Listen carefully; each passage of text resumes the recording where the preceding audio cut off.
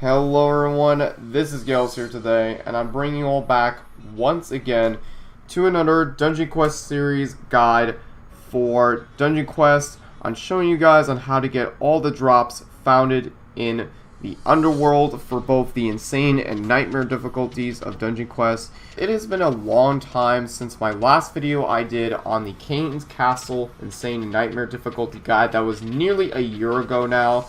And I'm so sorry for all the lack of guide videos that I have been uploading recently, along with a few videos earlier today. I know everything has been going around right now with the pandemic and all that sort, so I have been slow on making guide videos as this is late, but I have another two that are coming up for both the Samurai and the Canals guide video to be expected to be come out shortly after this one basically, so I don't really have a set time and schedule right now for whenever those will come out, because I don't want to really mistake to a lot of you guys. I'm doing this guide video today because for those of you who don't know, a lot of the old stuff that I have from old recordings of Dungeon Quest will be from the old recordings, because for those of you who don't know, there was a new update that happened over a month ago with the new Volcanic Chambers map that made a lot of the the gold and the health bars now abbreviated in the terms accurately. So a lot of this stuff you'll see is from the old content and not from the new content specifically. Mainly for specifically the Canals one, because I didn't really have a lot of recordings for the Canals, along with the Ghastly Harbor, Insane, and Nightmare difficulties too. I'm also getting back to Dungeon Quest pretty soon, guys. I know I've been taking kind of a while break on Dungeon Quest, and I really want to get back into it to you guys doing more streams and all that sort, in order to just pretty much get up to what we are today.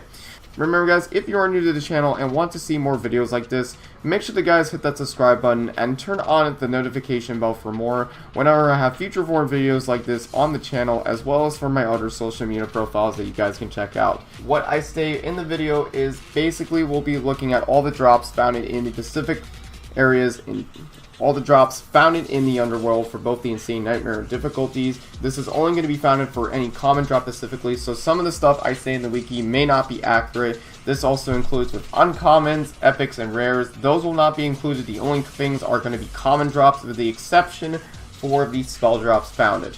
Remember guys, if you are new to the channel and want to see more videos like this in the future, make sure the guys hit that subscribe button and turn on the notification bell for more whenever I upload to the channel and all that sort. And you can guys also check me out on my social media profiles too. Thank you all for tuning in to today's guide, and let's finally get started on with the drops for the Underworld, Insane, and Nightmare difficulties. So for the very first weapon that we'll introduce in the Underworld Insane difficulty, and this involves the very first weapon, the Dual Sapphire Slicers. The Dual Sapphire Slicers is a melee weapon found in the Dungeon Quest Insane difficulty on the Underworld, and is one of the few also to equip with the dual equipped swords. It can deal a base physical average of 11,000 damage per swing. It can be sold for a total of 325,000 gold, and players must be at least level 79 in order to equip these weapons. For the very next weapon we have the Sapphire Greatstaff. Sapphire Greatstaff is a staff mage weapon founded on the Dungeon Quest Insane difficulty in the Underworld. It can deal a base average of 11,000 spell power. It can be sold for a total of 325,000 gold, and players must be at least level 79 in order to equip this weapon. The next weapon we have is the BLACKSTEEL Greatsword. The BLACKSTEEL Greatsword deals a base average of 14,000 damage per swing. It can be sold for a total of 325,000 gold, and players must be at least level 80 in order to equip this weapon. The next great staff that is also involving with the same thing, that has the same kind of name like the Sapphire Greatstaff, except this name is involved the Luminous Greatstaff. The Luminous Greatstaff deals a base average of 10,000 spell power per swing. I'm not sure why it actually says 14,000 from the title. I don't know if this is actually true or not, or it could just be a mistake. I don't really know. It can be sold for a total of 325,000 gold, and players must be at least level 80 in order to equip this great staff. And for the next dual blade weapons we have that you can equip is the Dual FLATBLADE Slicers. The Dual FLATBLADE Slicers deals a base average of 16,000 damage per swing. It can be sold for a total of 325,000 gold, and players must be at least level 80 in order to equip the dual blades. The next mage weapon we have is the Hope's Triumph. The Hope's Triumph deals a base average of 15,000 spell power. It can be sold for a total of 325,000 gold, and players must be at least level 80 in order to equip this weapon. And now for the last two weapons that are found in the insane difficulty, which are both level 81, the first one being the Royal Crimson Greatsword. The Royal Crimson Greatsword deals a base average of 17,000 damage per swing. It can be sold for a total of 325,000 per gold. The players must be at least level 81 in order to equip this weapon. It is considered to be one of the best weapons found on the insane difficulty before the Nightmare in Underworld. And the last one, which also involves one of the best weapons that can be used for the insane difficulty, and that is the Dragon Claw's Scythe. Dragon Claw's Scythe deals a base average of 17,000 spell power. It can be sold for a total of 325,000 gold, and players must be at least a level 81 in order to equip the spell scythe.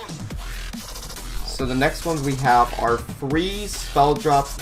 The first spell drop we have is a warrior class weapon, and that involves the Rending Slice.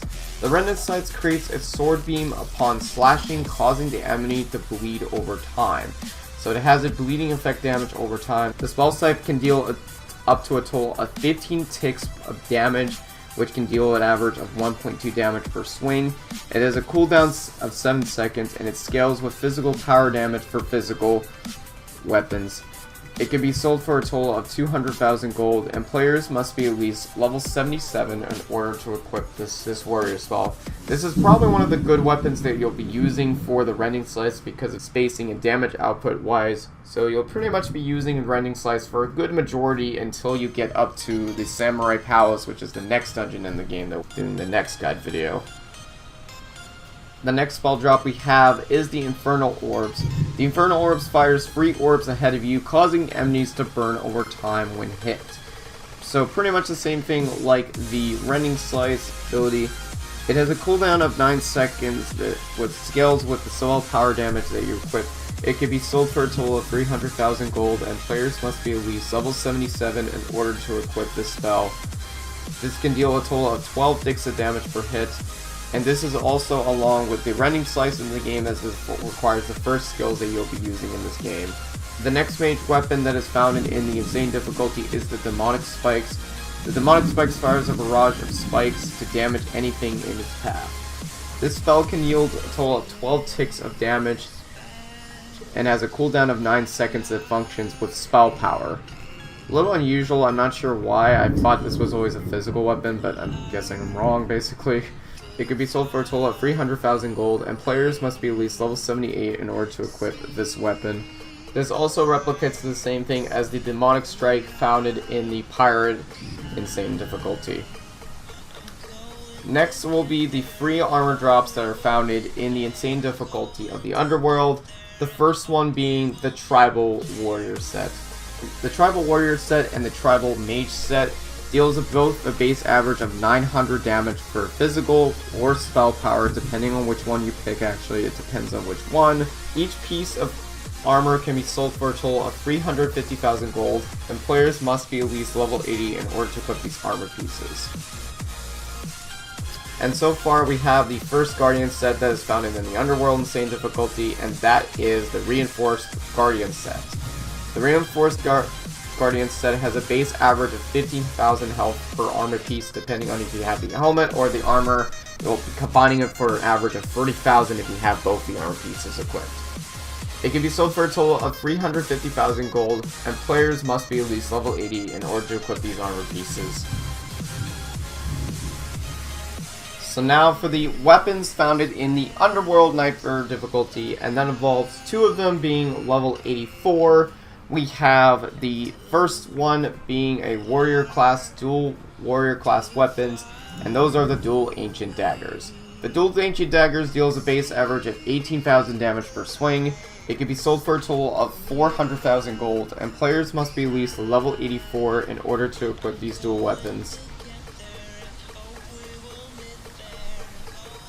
The next weapons we have are the 3 time loss weapons that are the same name in it, and the second one being a level 84 spell is mage weapon is the time loss spell book. The Time Lost Spellbook deals a base average of 18,000 spell power. It can be sold for a total of 400,000 gold, and players must be at least level 84 in order to equip this weapon. This is almost identical to the Mage's Spellbook that can be found in the Desert Temple dungeon of the hard and insane difficulties. Now for the two Time Lost Swords that are both level 85, and we have the Time Lost Greatsword and the Time Lost Warhammer. The Time Lost Greatsword and the hammer deals a base average of 18,000 damage per swing.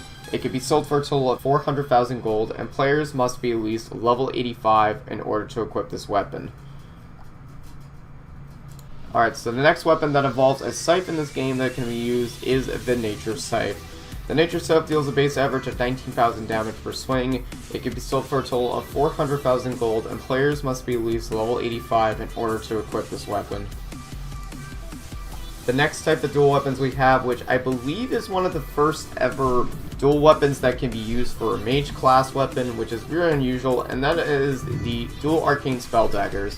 The dual arcane spelldaggers deals a base average of 18,000 spell power. It can be sold for a total of 400,000 gold, and players must be at least level 85 in order to equip this weapon, these dual weapons. The next staff in this game is the, I don't even know how to pronounce it, vampiric or something like that, I don't even know how to pronounce it. But it deals a base average of 19,000 spell power. It can be sold for a total of 400,000 gold, and players must be at least level 85 in order to equip this great staff. The next staff in the game that is after this one involves another mage weapon, and that is the Ancient Elder Staff. Ancient Elder Staff deals a base average of 19,000 spell power. It can be sold for a total of 400,000 gold, and players must be at least level 85 in order to equip this Elder Staff. Now for the next two weapons that involve both of them to be level 86 for Warrior and Mage, and this involves the Enchanted Demonic Greataxe. The Enchanted Demonic Greataxe is a melee weapon found in the Dungeon Quest Nightmare difficulty in the Underworld. It deals a base average of 21,000 damage per swing. It can be sold for a total of 400,000 gold, and players must be at least level 86 in order to equip this weapon. And finally, for the last level 86 weapon is the Demon Lord's Greatstaff. The Demon Lord's Greatstaff deals a base average of 21,000 spell power. It can be sold for a total of 400,000 gold, and players must be at least level 86 in order to equip this mage. These two are involved one of the second best weapons in the entire game, and you'll be using them for pretty much a short time if you don't have the legendaries.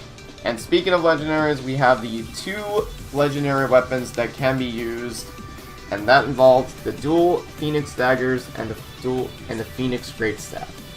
Both these legendaries can deal a base average of up to 25 damage or spell power depending on what you choose for these legendaries. Both of these legendaries each sold up to a total of 400,000 gold, and players must be at least level 87 in order to equip these, either the legendaries for the dual Phoenix or the Phoenix Greatstaff. Either one of them. And just like with any other legendary that you play in these dungeons, it has a 0.2% drop rate of getting one of these legendaries. So for example, for 1 out of every 500 runs in order to get both of these legendaries. It can be pretty challenging like many other dungeons beforehand, but this can kind of be worth it. You'll just have to take your sweet time to find one of these. Now we're going to look for the spell drops that are found in the Underworld Nightmare difficulty. There's another free that can be found in, and the next one being the Infernal Strike.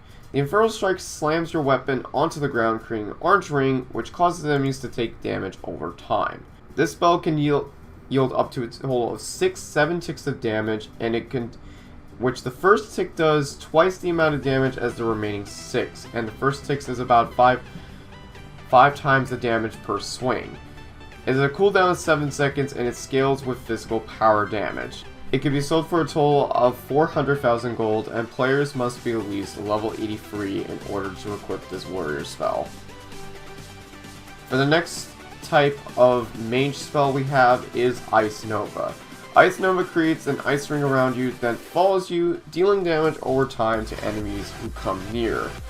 This spell can can yield up to a total of 12 ticks of damage. It has a cooldown of 9 seconds and it scales with spell power. It can be sold for a total of 400,000 gold, and players must be at least level 83 in order to equip this spell. This is very similar to one of the previous spell drops that you could find in the dungeon called Piercing Rain that can be found in Winter Outpost Nightmare difficulty. And finally, the last spell drop we have for the Underworld Nightmare difficulty is Ice Totem. Ice Totem summons a stationary totem that constantly deals damage around itself. This spell can yield up to a total of 10 ticks of damage. It has a cooldown of 10 seconds which scales with spell power. It can be sold for a total of 400,000 gold, and players must be at least level 84 in order to equip the spell. And finally, for the last 6 armor sets found in the Underworld Nightmare difficulty, the Time Lost armor sets, the Warrior, Mage, and Guardian sets. The Warrior and the Mage sets of the Time Lost armor pieces, they deal both a base average of 1200 physical power or mage power, depending on which armor you're going to be equipping for. The other one being the Guardian set, which can have a total base average of 50,000 HP and can have a total of 25,000 HP health per armor piece. So basically it's like combine both of them one another. Piece of armor can be sold for a total of 450,000 gold, and players must be at least level 85 in order to equip these armors. And now finally, for the best armors that you can be using for the Underworld, if you ever got them, that happens to be the Glorious armor sets, which are combined to the Warrior, Mage, and Guardian sets. For the Glorious, Warrior, and Mage sets, they deal a base average of 1400 physical power or spell, depending on which one that you are equipping. And for the last one being the Glorious Guardian set, it offers a base average of 60,000 health per armor piece, so basically like 30,000 for both of the helmets and armors that are combined in total. Each piece of armor from all 3 of the armor sets can be sold for a total of 550,000 gold, and players must be at least level 86 in order to equip this armor. Now, I'm not sure if this is 450,000 or 550,000 armor per gold, but it's just all stated from the wiki, so if you were able to find the wikis from all the sites, they are all linked in the description of the video and so on. Anyway guys, that will be it for all of the drops that you can find in the Underworld. Thank you all so much for watching today's guide video of how to find every drop found in the Underworld. This is Gales here.